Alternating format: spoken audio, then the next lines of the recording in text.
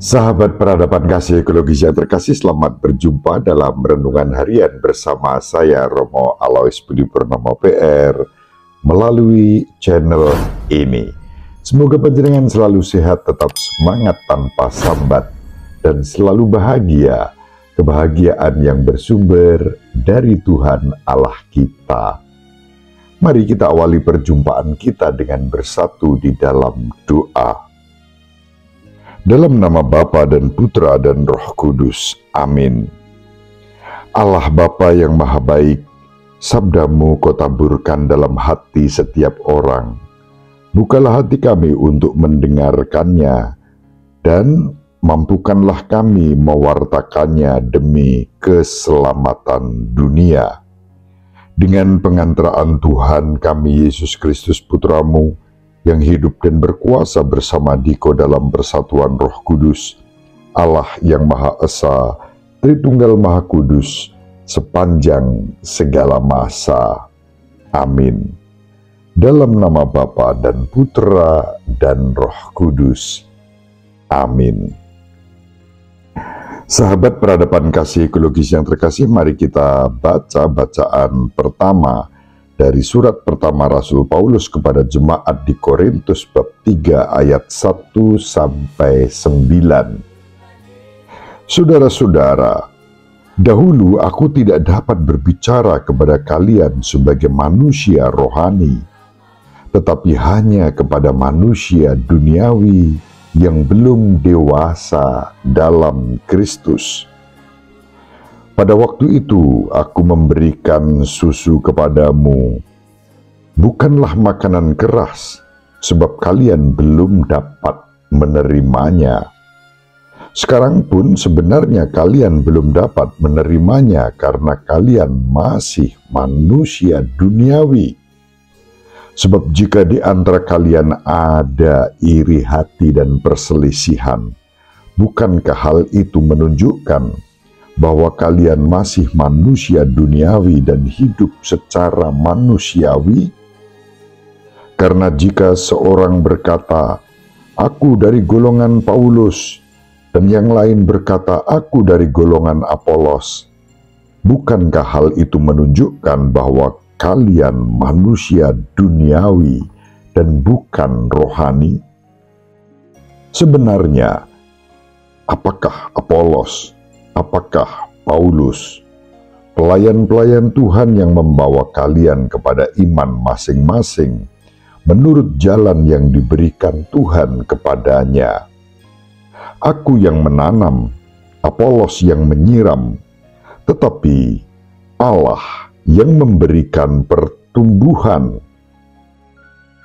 Karena itu, yang penting bukanlah yang menanam atau yang menyiram, melainkan Allah yang memberikan pertumbuhan.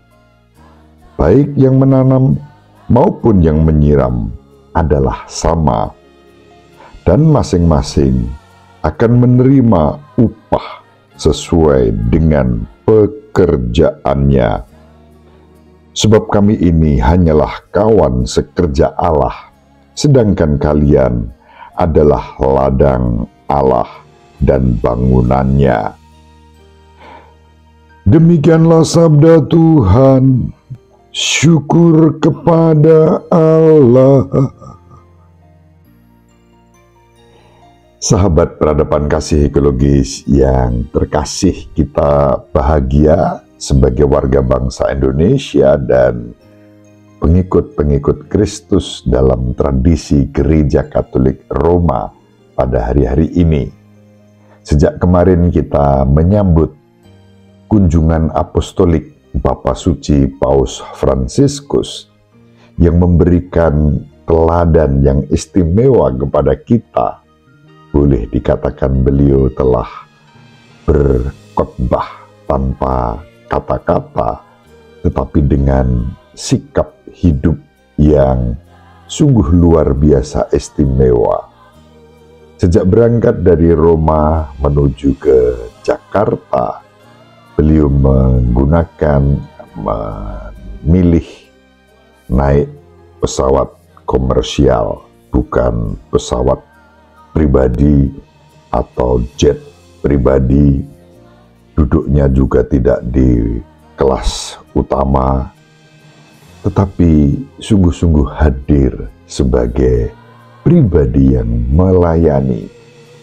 Dan begitu sampai di Jakarta, dari bandara menuju ke Kedutaan Besar Vatikan untuk Indonesia di Jakarta, dan nanti pada hari-hari selama di Indonesia, beliau memilih menggunakan kendaraan biasa, bukan kendaraan yang mewah, istimewa, anti peluru, dan seterusnya.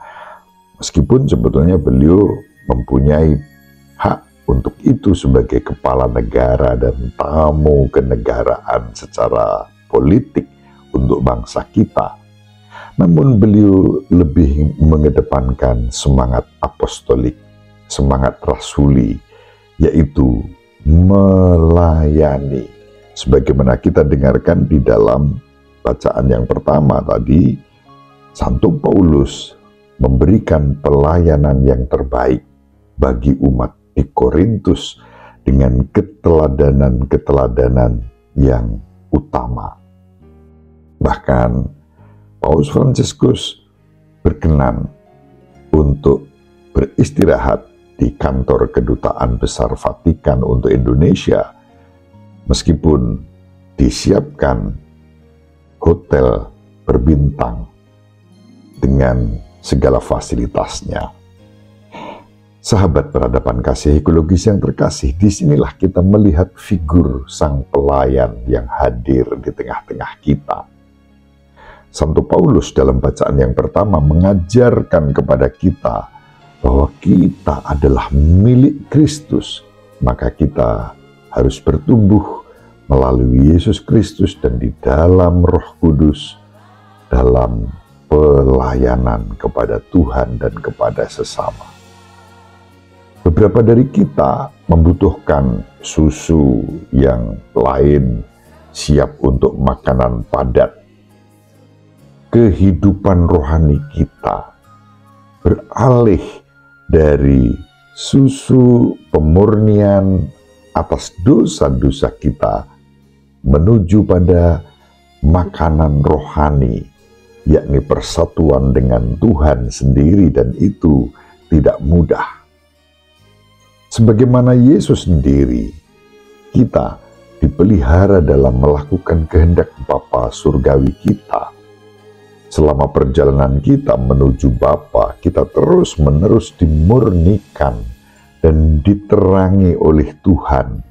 Tetapi pada akhirnya tujuan kita adalah persatuan dengan Bapa, Putra, dan Roh Kudus yang telah mengangkat kita menjadi putri-putranya. Syukur kepada Allah, kita mendapat teladan konkret hari-hari ini atas apa yang diwartakan oleh Santo Paulus dalam kehidupan Paus Fransiskus yang ada di tengah-tengah kita sebagai bangsa, juga sebagai gereja di Indonesia.